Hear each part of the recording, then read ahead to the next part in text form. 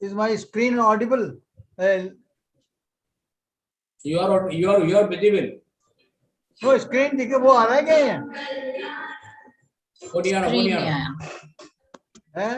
Screen नहीं आया sir. एक मिनट. एक मिनट.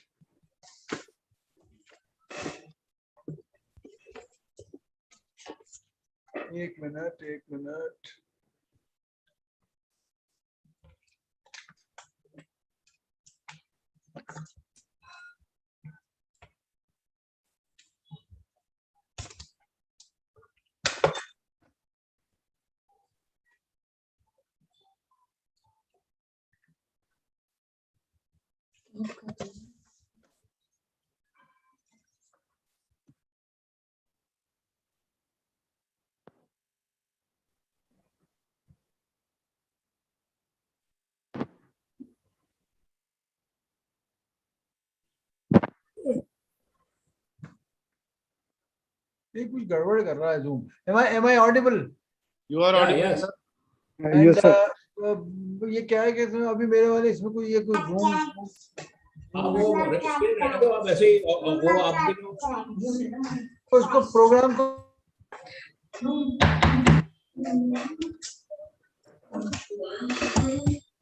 स्टार्ट ही नहीं कर रहे.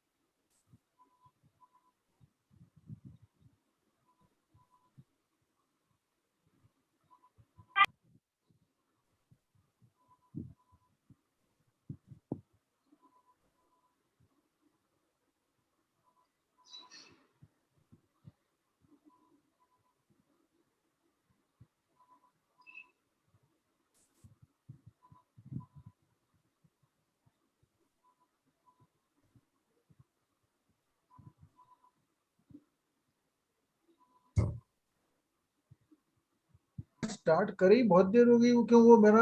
हाँ आप प्लीज अपना शेयर करो चालू करो. शेयर करूं सर? हाँ. Okay sir.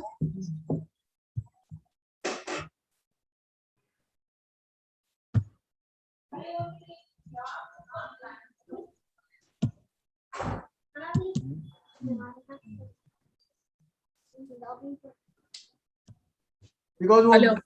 my sharing of screen was different, so I thought we will जो formal उसका है introduction का वो part रह गया, but doesn't matter. कोई नहीं, no problem sir. I'll introduce otherwise I'll request Dr. No Lalit. problem sir, I'll start and then No, Lalit or Rajesh will introduce you. Just a moment. Okay.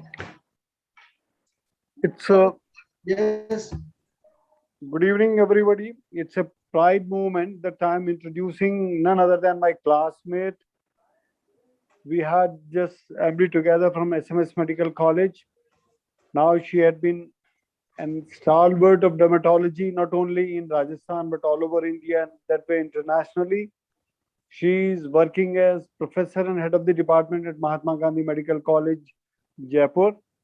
And so many things to be told about in introduction, but that will take away our time. So straightforward, I'll go on behalf of Jaipur Dermatology Group and PGNAR to Dr. Manisha, ma'am, what I call her. So screen is all yours, Manisha, ma'am. Good evening, all. I'm really happy to be here on this platform. But Dr. Rajesh, no, ma'am. We are classmates and batchmates. No, But ma'am. still, your name I've stands always for been me as telling him. Manisha, ma'am. Okay, fine. Thank you, sir, for giving me the opportunity.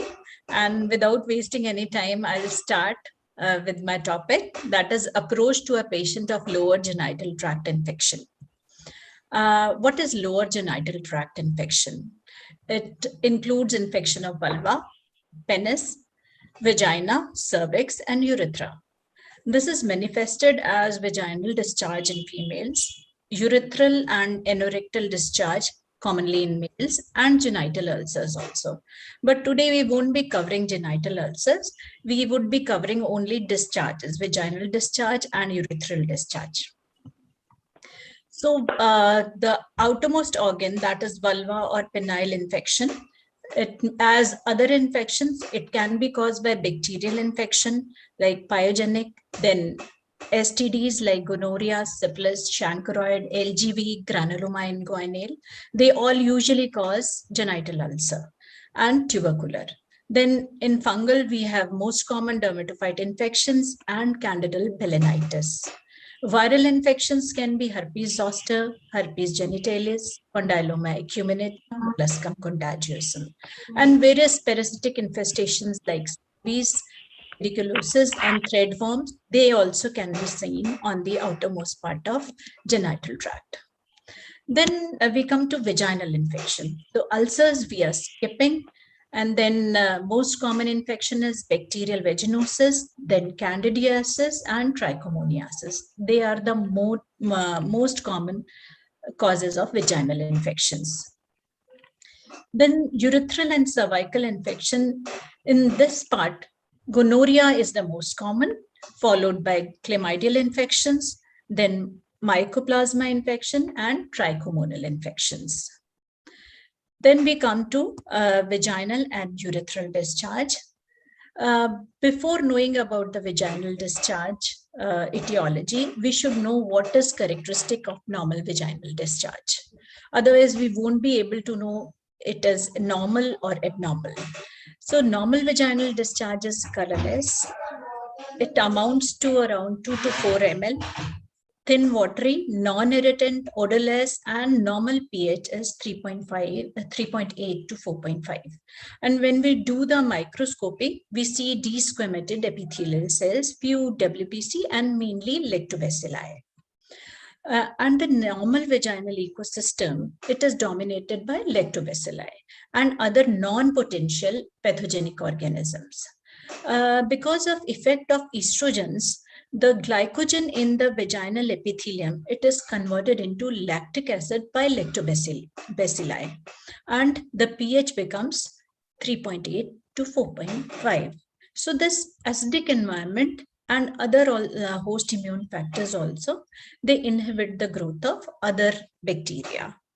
Then vaginal infection and inflammation occurs when this ecosystem, vaginal ecosystem, is disturbed. And we should know the normal flora. It can be aerobic and anaerobic. Aerobic includes lactobacilli mainly, streptococcus, staphylococcus, Gardnerella vaginalis. And in anaerobic, we have peptococcus, peptostreptococcus, and bacteroids. So this is the normal vaginal smear. which is showing gram-positive long slender lactobacilli, and these are responsible for inhibiting the growth of pathogenic microorganism because of lactic acid production. So when this ecosystem is disturbed, the vaginal discharge become infective, and it can cause vaginitis and cervicitis. Common causes, as I told you, are bacterial vaginosis, vaginal candidiosis, and vaginal trichomoniasis. And in cervicitis, gonorrhea and chlamydia trachomatis, they are the main culprits. Now we come to bacterial vaginosis. This is the most common, and due to alteration of increase in anaerobic bacteria, that is Gardnerella vaginalis, and normal bacterial flora of vagina.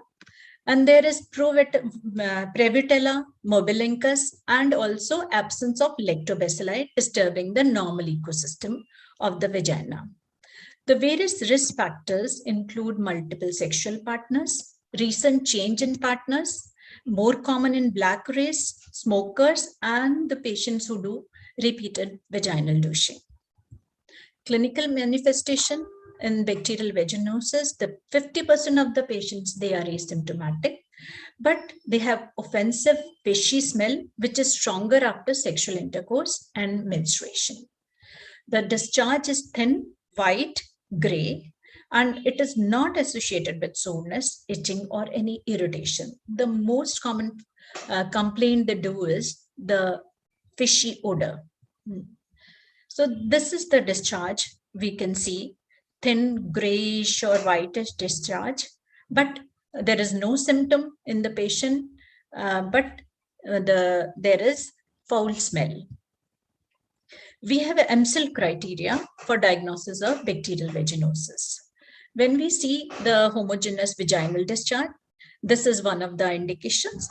And then vaginal pH, it becomes more than 4.5. And there is amine-like odor on addition of 10% KOH. This is also called whiff test. And we can see clue cell when we make a wet smear. This is a picture of a normal epithelial cell, and the other is clue cell started with cocobacilli. Then for measuring the severity of bacterial vaginosis, we have Nugent's criteria. In this criteria, we see the number of lactobacilli and number of Gardnerella or other bacteroids, and then the score is given from 0 to 4. If we have more of lactobacilli and less of Gardnerella, then naturally there is no bacterial vaginosis. But if the score is between 4 to 6 and no clue cells, then and gram stain shows altered vaginal flora, then the results are indeterminate. And when the scores is between 4 to 6 and clue cells are also reported, then there is transition of flora and bacterial vaginosis testing is required. And score of more than 5, it is consistent with the bacterial vaginosis. So there is a decrease in the number of lactobacilli and there is increase in number of Gardnerella and bacteroids. So this is the Nugent criteria telling about the severity of the infection. Then comes trichomonal vaginitis. It is a protozoal disease. This is only sexually transmitted and humans are the only host. And transmission rate is very high. If 70% of men, they contract the disease even after the single exposure to an infected woman. Clinical features, clinically vagina may be inflamed, edematous, and a strawberry appearance is characteristic.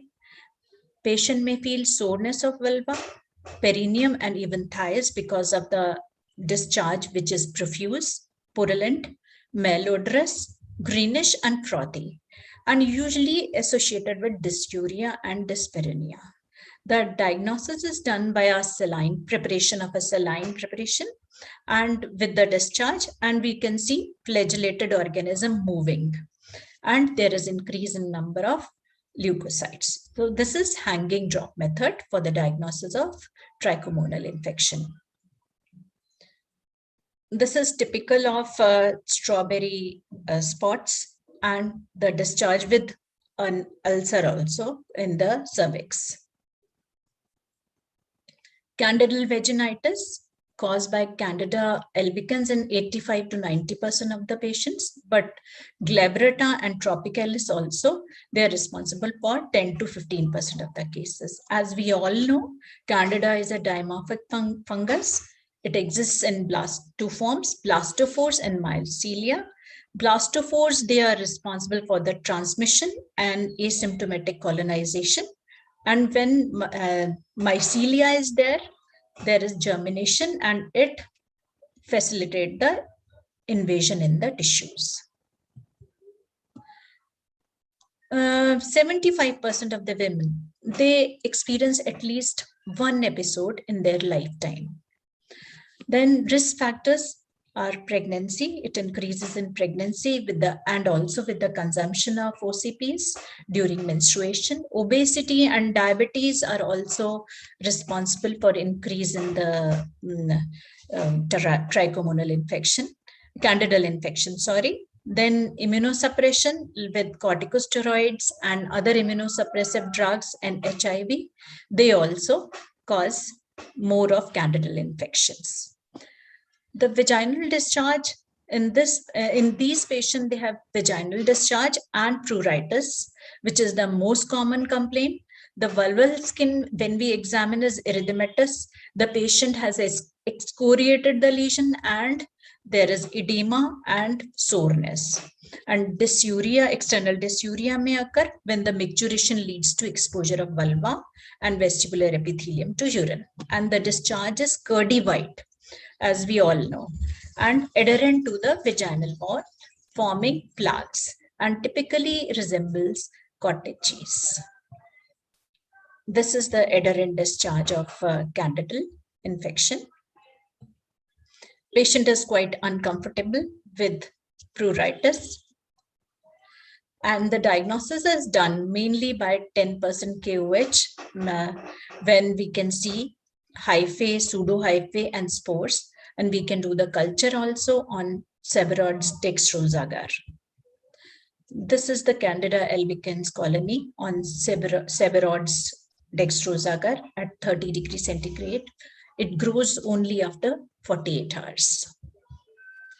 Then these are the most common causes of discharge in the vagina, but sometimes we get confused whether it is urethral discharge or vaginal discharge. So we have to take them together. So what is urethritis? It is most commonly manifested by discharge only, dysuria, and itching at the end of urethra. Infective causes of urethral discharge are gonorrhea, most common. Then comes chlamydia, although gonorrhea is decreasing because of excessive use of antibiotics, and chlamydia is on increase. Then mycoplasma infection and trichomonal infections. So diagnostic criteria of different urethritis, of all the urethritis, is mucopurulent or purulent urethral discharge. And in urethral secretion, when we do gram staining, we observe more than 5 WBC per oil immersion field. And first void urine has positive leukocyte esterase test or more than 10 WPC per high par field on microscopic examination, according to CDC 2015. This is for all urethritis. Then we come to gonococcal urethritis caused by Neisseria gonorrhoeae, gram-negative diplococci. It's non-motile, non-sporing, and intracellular within polymorphs. It infects mainly columnar and transitional epithelium, and stratified epithelium is spared. Risk factors, as usual in other STI, includes multiple sexual partners. And if patient had prior gonococcal infection, there are chances of reinfection, and in commercial sex workers. The patient may be asymptomatic or symptomatic. It infects cervix, bladder, urethra, and thus causing the infection. Clinical features are milky yellowish discharge and dysuria. This gonococcal infection may either spread by extension or by bacteremia. By extension, it spreads to adjacent organs like pelvic inflammatory disease it can cause, epididymitis it can cause. Then with bacteremia, it can cause even skin lesions, joints are also involved, heart can also be involved, liver perihepatitis can be there, and meningitis can be there. But these scenarios are less common these days. Then when we see a male patient with acute gonorrhea, 10%, only 10% cases are asymptomatic. Usually the incubation period is 1 to 14 days, but average is around 2 to 5 days. And anterior urethritis can be seen as purulent urethral discharge with dysuria, frequency, and the patient may even have fever, headache, and malaise. Then in females, 50% of the infected females are asymptomatic. And primary site is endocervical canal.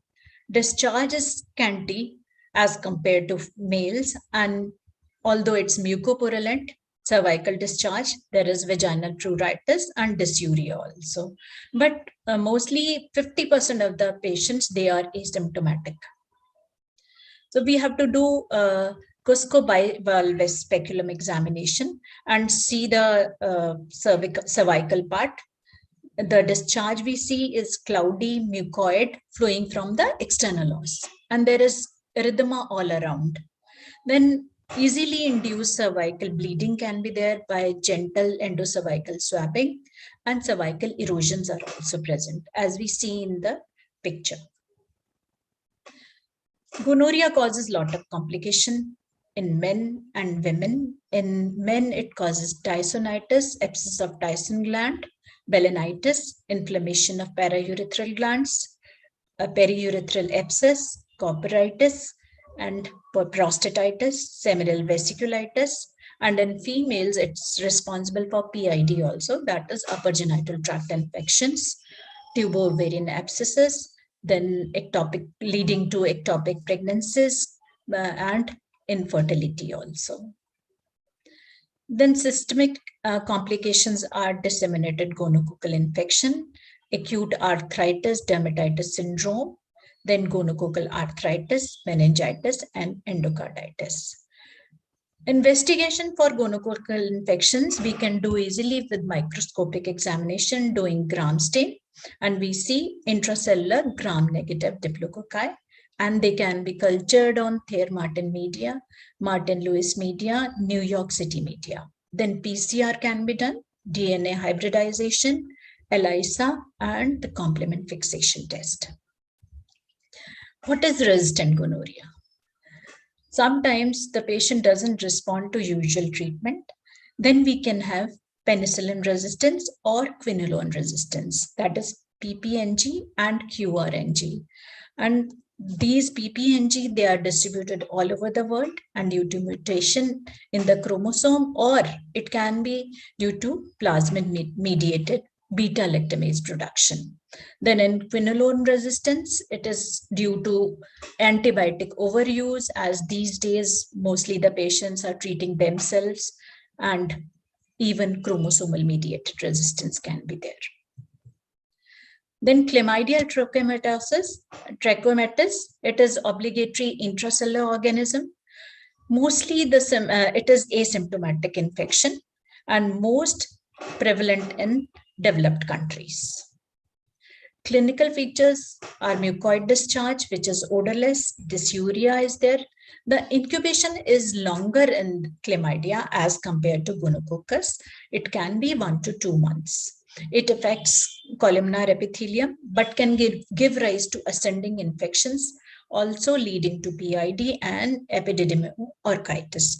These upper genital tract infections we are not dealing in detail. Then lab diagnosis can be done by the culture and NAT. Then comes post-gonococcal urethritis.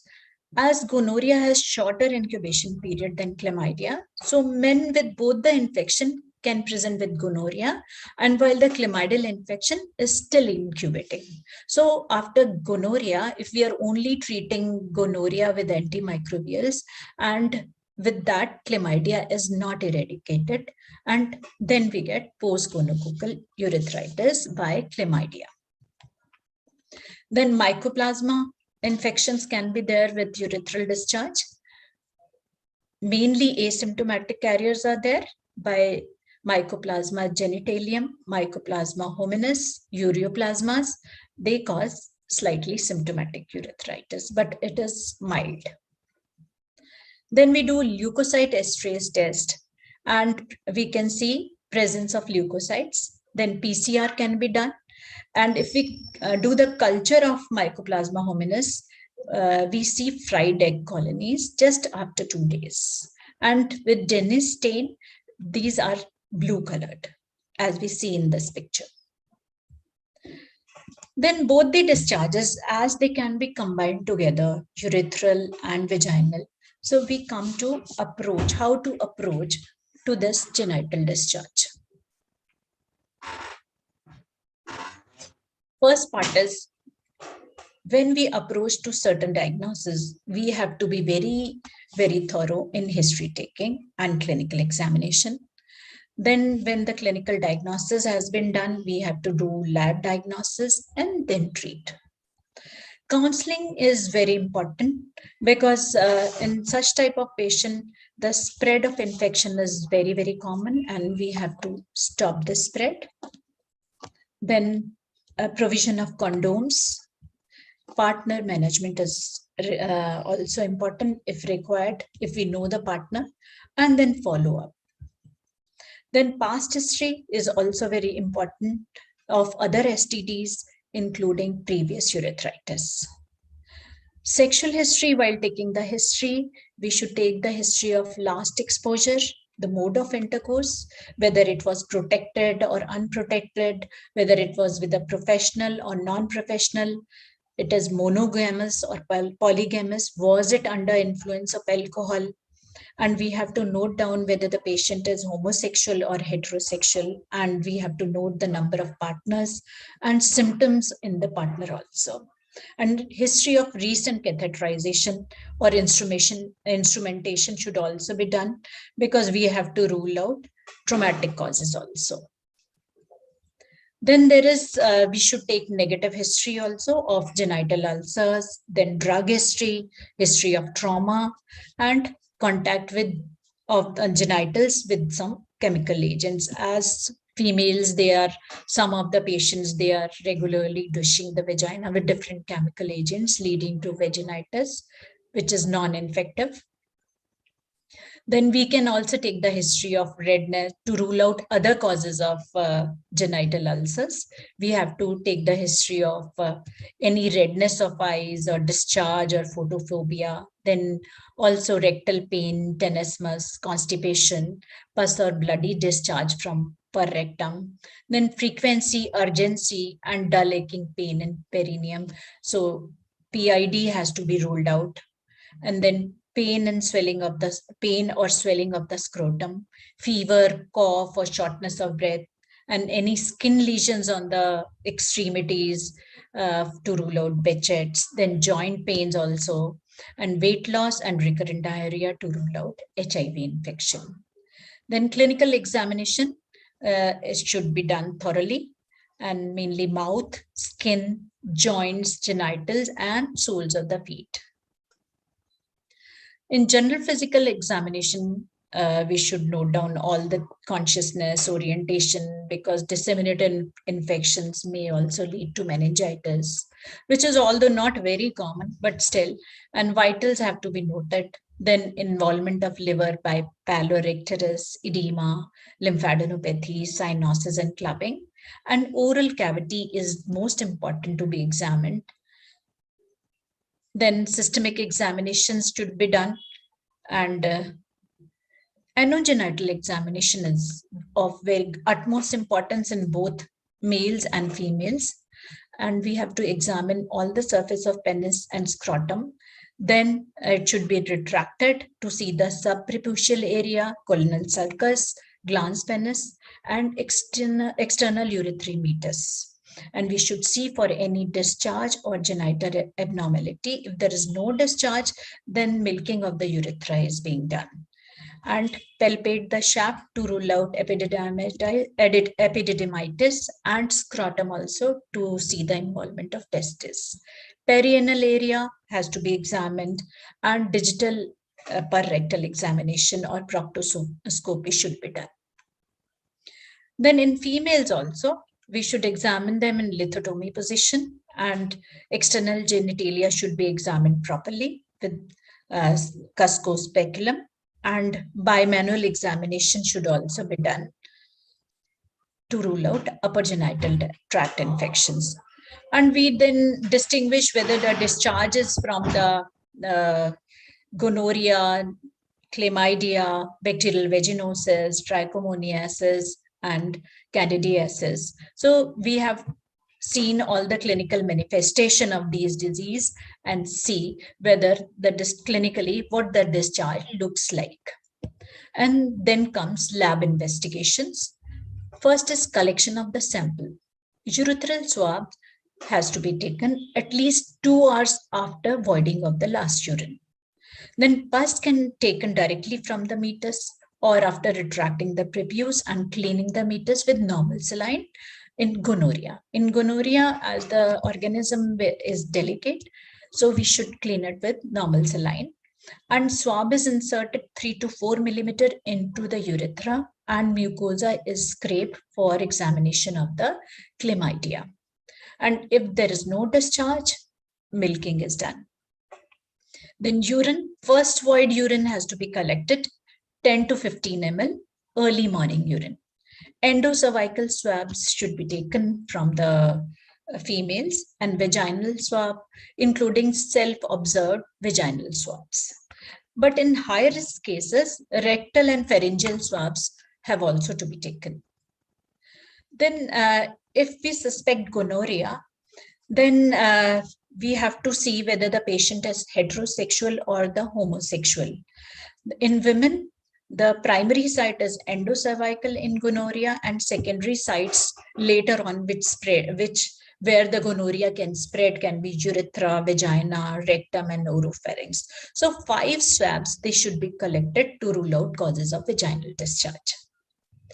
Then 2-glass test has to be done in urine analysis, which is almost of historic importance. Then microscopic examination of the sediment. And in even hanging drop method of the urine, we can see the Gardnerella trichomonal infection. Then leukocyte esterase test on first void sample has to be done. Then staining of the urethral discharge. While we stain the urethral discharge with gram stain, for gonorrhea, as we know, we can see intracellular gram-negative diplococci.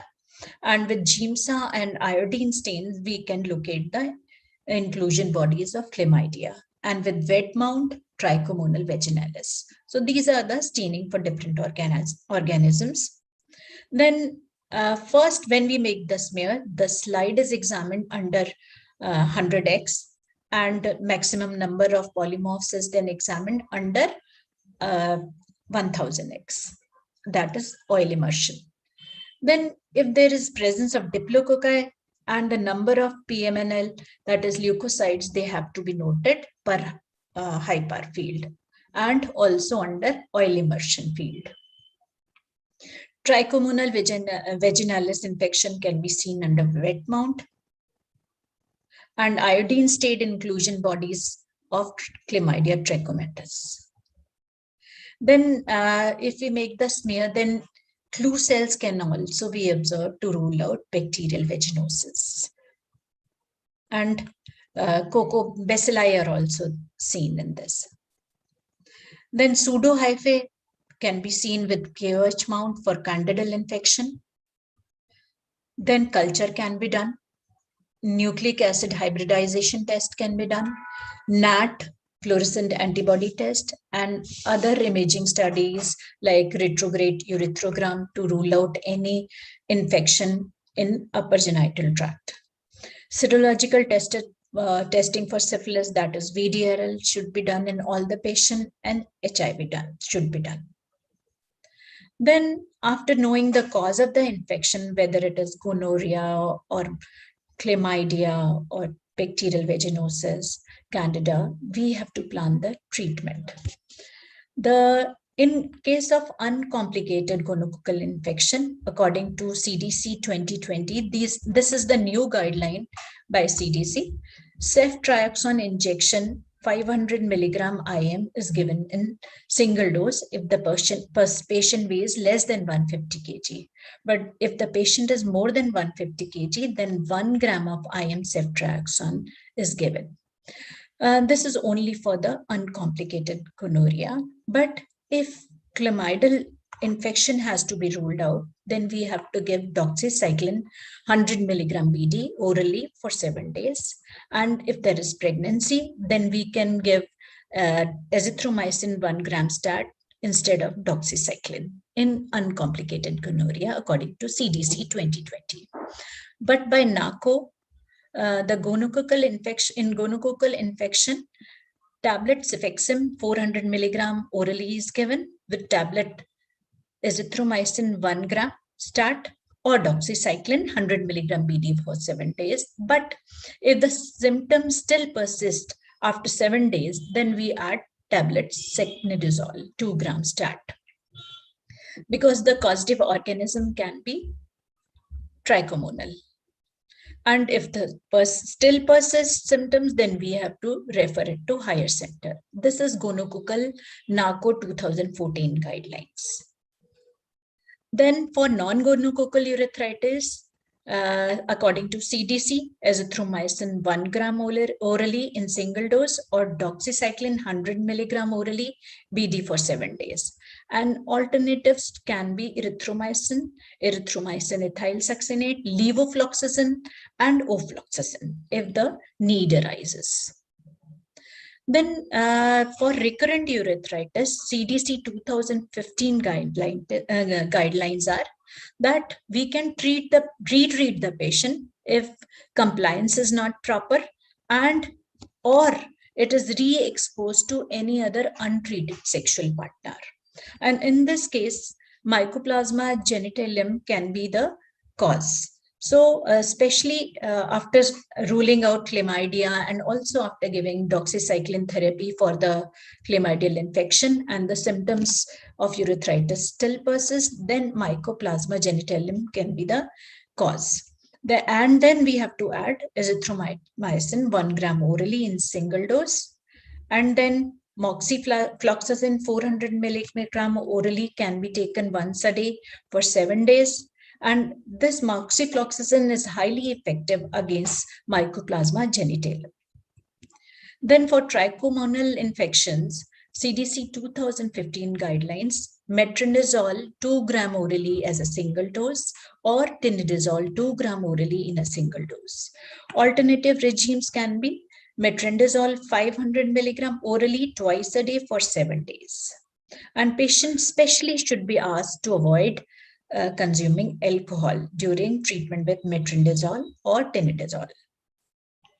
Then follow-up is very important. In uncomplicated gonorrhea, we don't need test of cure. And if symptoms persist after treatment, then culture can be done of the gonococci, and then we can do the antimicrobial susceptibility test also with the culture. So persistent urethritis and cervicitis and proctitis also might be caused by Chlamydia trachomatis or some other organism also. So after gonorrhea, we have to rule out chlamydia. Then management of sexual partners is very important, and especially within 60 days before the onset of symptoms or diagnosis, which the patient has been exposed to those partners. And if the last intercourse was more than 60 days before onset of symptoms or diagnosis, the patient's most recent sexual partner should be treated. So within 60 days, patient partner has to be evaluated and treated. And after 60 days, only the last partner, sexual partner, has to be treated. And they should be instructed to abstain from sexual intercourse until the therapy is complete and until they and their sexual partners no longer have symptoms. Then in heterosexual patients with gonorrhea and whose partner's treatment cannot be ensured or is unlikely, antibiotic therapy for gonorrhea as well as chlamydia has to be given to their partners, and it has to be given. But in MSM, this approach is not considered. Then we come to syndromic management. Although syndromic management is very easy, low risk in low resource setting, and we can treat more than one STD at a time, and the patient avoids going to different peripheral hospitals again and again, and can be treated. Examination and confirmation of diagnosis be done at one visit only. Then it is based on easily elicited symptoms and signs, and it is also have limited number of causes. So it enables syndromic management.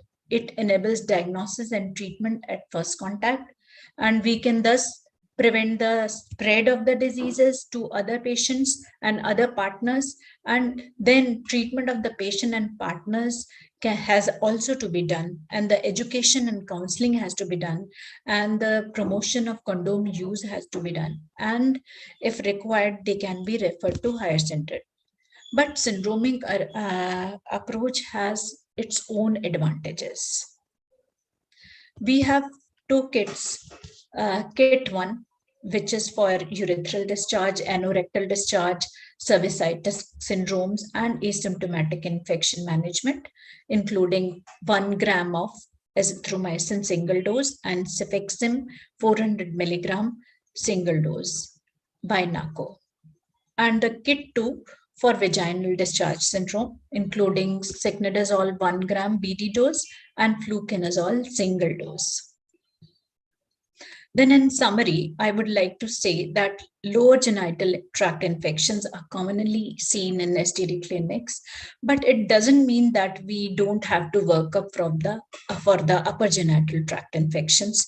So we have to rule out upper genital tract infections also, as it can lead to many complications. Then vaginal discharge and urethral discharge, they have common presentation. And then stepwise methodical approach will help us to delineate different etiologies and help them in proper management. Thank you. Thank you very much. Thanks a lot, Manisha. It was really nice. Dr. Lalit, can you please see it and wrap up the thing? Yes, sir. The presentation was absolutely, concise, very crisp and clear. And there are hardly any questions. I can see that in the chat box there are. Dr. Rajesh has commented that although the syndromic management, is a kind of quackery. No. Let us. I beg to differ. Listen. This is definitely a scientific method of treating the patients, because we were personally involved in developing the modules of syndromic management, and it was the need of the time indeed. And at that time, even if you remember, Family Health Awareness Campaign was one of the one of a very important Government of India's program, where we probably in Rajasthan we did 7 family health awareness programs, and in that the main stay was in the treating STD. Although it was over treatment, I do agree that some kind of what Manisha told, that we over-treat, under-treat. But listen, in a country like ours, probably we can't, listen, we are sitting, that is up till the level of the treating center, whether it is for the primary healthcare center, secondary healthcare center, or the tertiary healthcare center. Yes. With the permission of chair, I can ask. With the permission of chair, can I ask the question? I'm Dr. Veena Acharya, gynecologist. Yes, ma'am. Everybody knows you, ma'am. Yeah, okay. You don't need any introduction, ma'am. Is Ah. this Manisha, platform? I just want to know about you. Have you Yes. seen the case of gonorrhea and what is the prevalence? Yes, we have seen, but rarely. But Very rarely. We have seen and even made the smear and seen the diplococci. We definitely see the cases of gonorrhea. It's not so uncommon. It is, although it's uncommon, but still we have seen in this scenario. Because think in in the previous service cities you have lectures I saw. mentioned, Yes. in service cities you have mentioned that both. It is very difficult to diagnose the chlamydia. Are you doing the chlamydia routinely for diagnosis? No, It is no, very we are difficult. not. No, Because we are not. Because what we And remember, that's why, we yeah. probably No, we, this is yeah. the very important because in the service cities neither we are very prevalence of the gonorrhea and chlamydia Yes. diagnosis is very difficult because Yes. most of the cases we are doing the empirical treatment of doxycycline if we Yes. are not found the gonorrhea in the patients. I So think It's what very- better, ma'am. It's better to treat gonorrhea and chlamydia together in I the think there comes cervicitis. one of Right, But- because difficult to diagnose. I totally agree because Yes. we did a WHO program study, if you remember, lot many years back, and even WHO team was.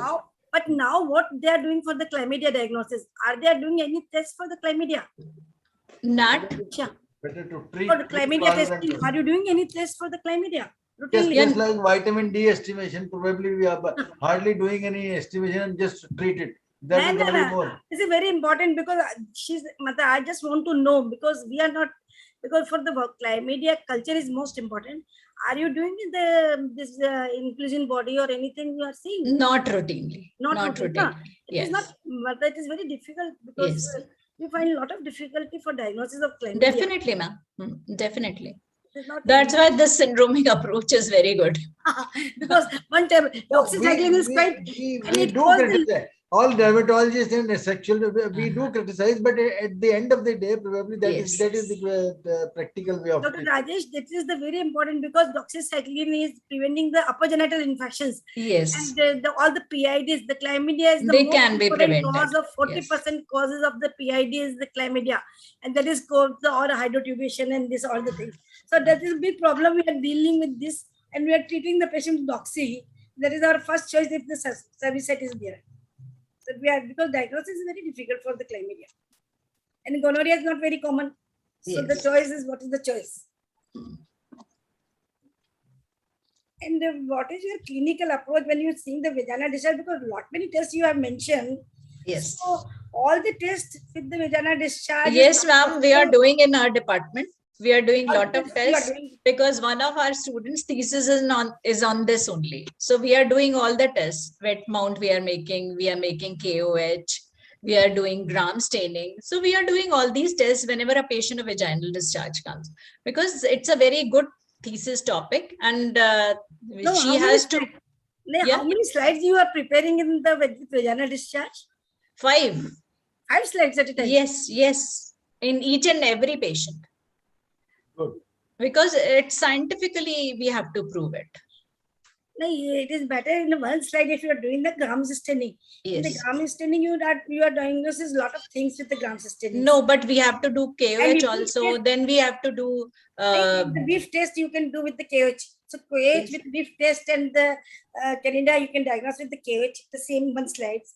And when another slide. then one endocervical swab has also be taken, ma'am. Endocervical swab for Yes. what you are taking? For what purpose? For gonorrhea. For gonorrhea. Gonorrhea. Yes. So if for in patient you are doing the gonorrhea test. Yes, ma'am. Why not? It's a What is the thesis prevalence? topic. Then what is the prevalence? That's why I'm asking. It's very low because they have been taking lot of antibiotics. It's decreasing, but asymptomatic patients in females of gonorrhea are so many. So we have to rule out. We have to make the smear. If you are doing a scientific, if you are doing a thesis or Yes, study, definitely. then it's perfect. Yes. Then it's all right. Yes. Perfectly all right. I have one question. I was working in gynae department also. They never did any test. I know that. But in dermatology department, we are doing. Just for the training purpose also, we are doing that. So, Manisha, may I have one question? Yes, sir. So you raised the one point about the PPNG strain and the QRNG Yes. strain. Yes. Any specific treatment which you advise because once at one end we are talking of the syndromic approach and at the other end we are talking of the PPNG. How? So these two are different approaches. That is सही पकड़े हैं, सही पकड़े हैं. Those two are different approaches, sir. For PPNG, we have to find out if there is recurrent urethritis, then only we have to do the alternative treatment. Otherwise, if the patient is proven, not even proven, we have to treat for gonorrhea as well as for the chlamydia. Both the treatments are done, and then doxycycline has to be given. And if then the patient doesn't respond, then we have to do the PPNG strain. What is the drug of Culture choice sensitivity can be done, and we can see. Manisha, what is the drug of choice for a PPNG if you suspect in the recurrent urethritis? In recurrent urethritis, we give ceftriaxone. We give a combined kit: ceftriaxone, azithromycin, and doxycycline. Or Even for the doxycycline. PPNG Yes. also. Yes. How do you prove PPNG? It's very difficult. Because Culture sensitivity has to be done if there is recurrent urethritis. is it And moxycycline if mycoplasma is there. routinely done? PPNG? Not routinely Not done. You available. also know it's not routinely done.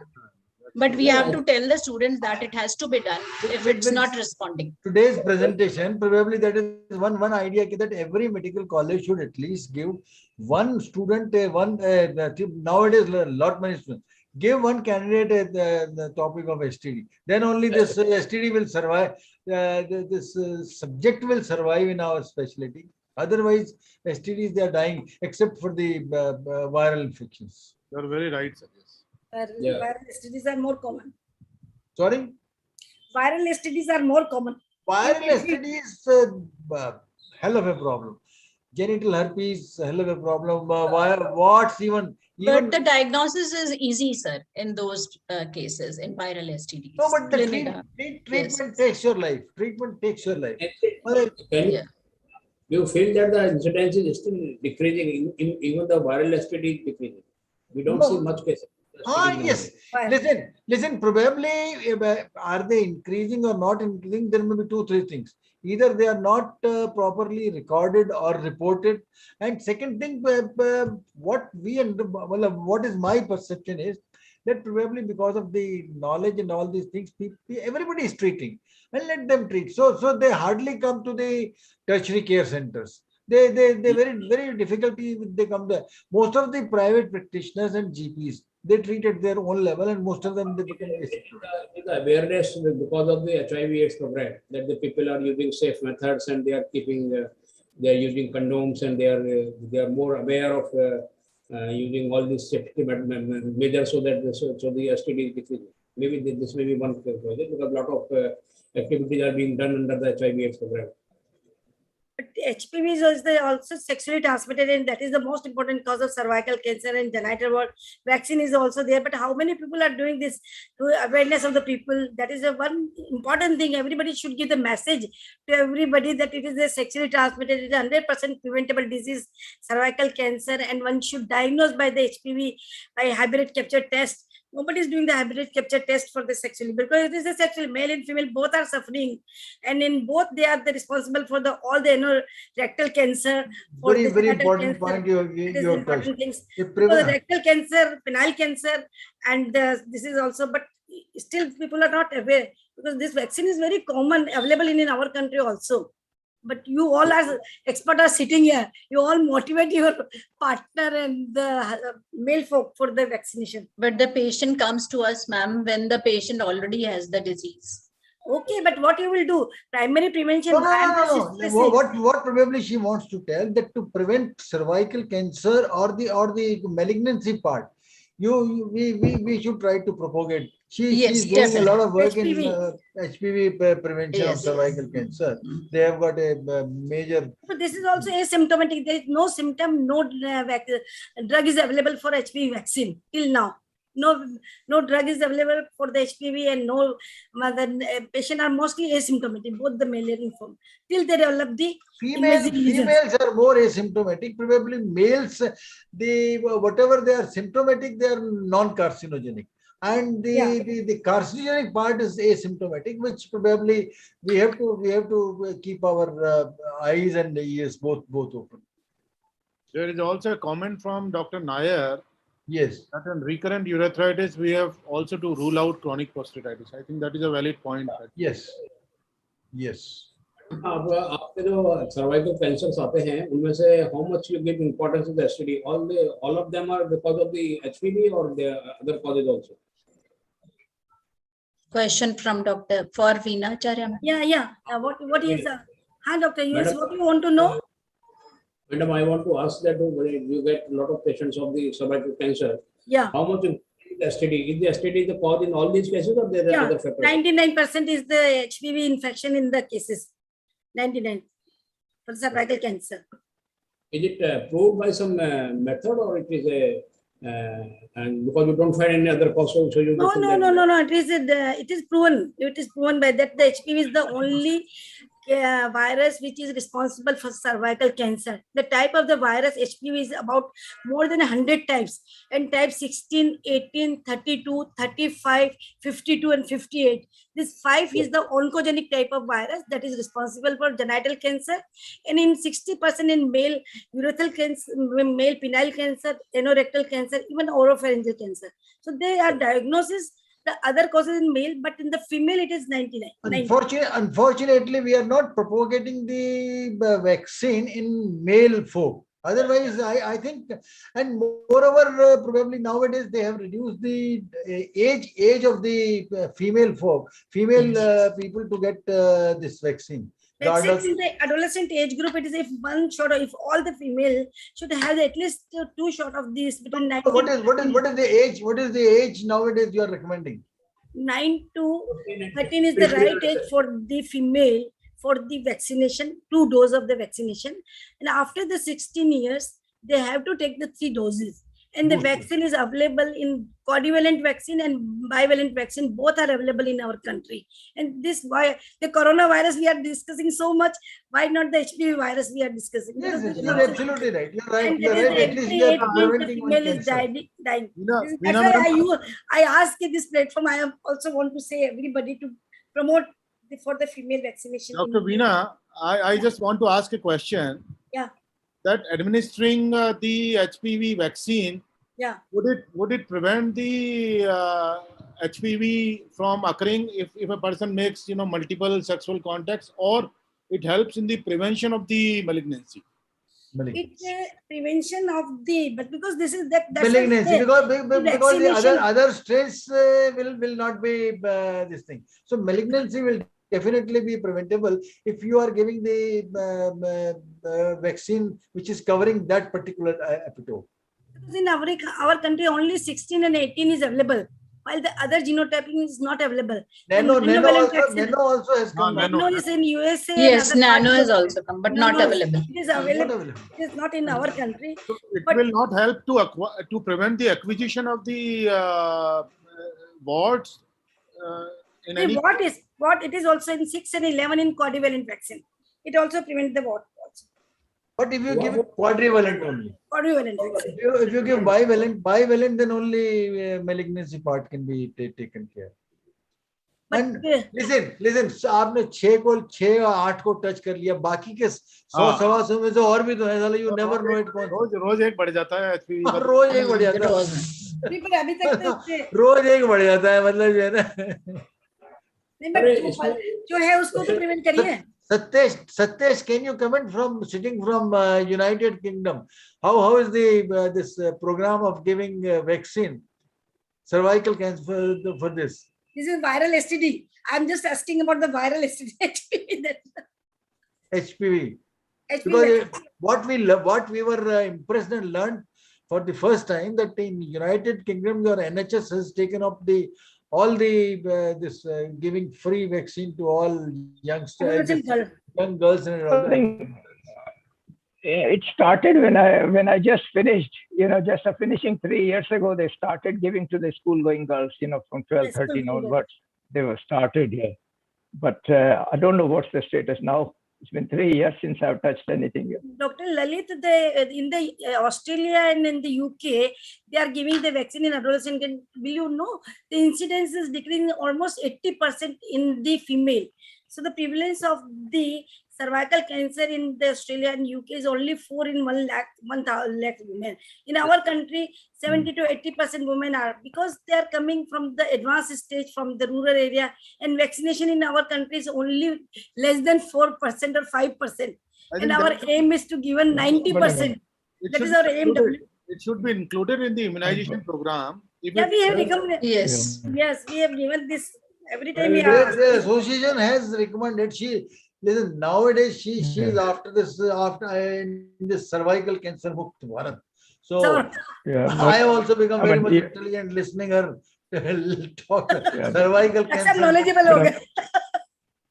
But if you think, I mean, there's a lot of sexual partners here. By the time they get married, they have lots of sexual partners compared to home, in the UK, or maybe it's more acceptable anyway. Yeah.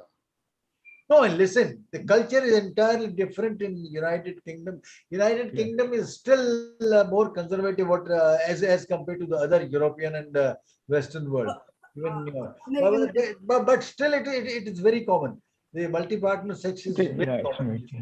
Whereas probably not our country is not that bad in that situation, at least in that age group. After that also probably I don't think so we are that promiscuous as of the Western world. That is my personal opinion. That's right. Not because of my wife sitting over here along with me. No. Now he can speak. Rajesh, you are mute. Rajesh, you are mute. Rajesh is thrown mute. Rajesh, you are mute, please. Message there. He is giving the message. Just for my knowledge, what is the cost of this quadrivalent and the bivalent vaccines? Any idea? What? Cost of price. Cost is quite high because it is not prepared in India. No? The cost is about 1,800 one dose. So at least requires more than 4,000 if you want to complete the. एक बात है, अगर 1200-1400 रुपए अपने अभी corona की दे रहे हैं प्राइवेट के अंदर, तो व्हाई नॉट, मतलब 1800 रुपए अगर उसकी देते हैं तो मेरे ख्याल में कैंसर अगर बचता है तो उसमें कोई नुकसान नहीं। प्रायोरिटाइज करने वाली बात है सर, प्रायोरिटाइज करने वाली बात है। अगर इम्यूनाइजेशन प्रोग्राम में कंपलसरी हो जाए तो गवर्नमेंट को ही टेकअप करना चाहिए ना सर, ये कि कंपलसरी कर दिया। गवर्नमेंट को बहुत लिखा है, but they have not included in the immunization program. Nair, Dr. Balkishan Nair, you wanted to have some comment, and he's telling that we should write to PM. They're at least the Foxy, they are trying to inform a Prime Minister or the central health minister. They have already given this. They're trying to include in that national immunization program. Dr. Manisha and everybody around, my comment should be taken as Toto. It's what I told. It's scientific quackery, sir, because it's syndromic management. I have been part of that working group also, so I couldn't convey because I was mute technically. No, listen. But this is a scientific forum. This is a scientific platform. Let us try to ventilate. Don't feel offended by any question or any answer. It's a real boon for setting like ours in India. Definitely, sir, I do agree, and we do follow that. So the next thing is, Dr. Manisha has given a thesis to the candidate. What about you also give at your place, and let us those who are. Definitely, will improve. What about the natural history of the patients or the personal history of the patients? If we take, what about the popularity of female condoms in our setup? Same question for Madam Veena Acharya also. Yeah, female condom is not very popular. We just don't demonstrate the female, but they said it is not in our. It is very difficult to insert, or that is not very much popular. And it has proved it is only a thing to be asked in the examination. Or Dr. Rajesh, it is more useful in Bangkok or other place where the sexual things they have for professional sex. Definitely, yeah, they are very good. Thank you, ma'am. Thank you very much. If there's no question, let us. Manisha doctor ने मुझे भी कह दिया चल। मैंने कहा ये मेरे को दिखी, मैंने कहा भाई मनीषा का है, मैं तुम बैठो जरा। अच्छा, thank you ma'am. Thank you very much. madam. Thank you. It's a privilege. Wonderful, wonderful. I'm happy that we learn by each other and we enjoy such discussions. Thank you very Bilkul, much. sir. Thank you, sir. Thank you, sir. Bye.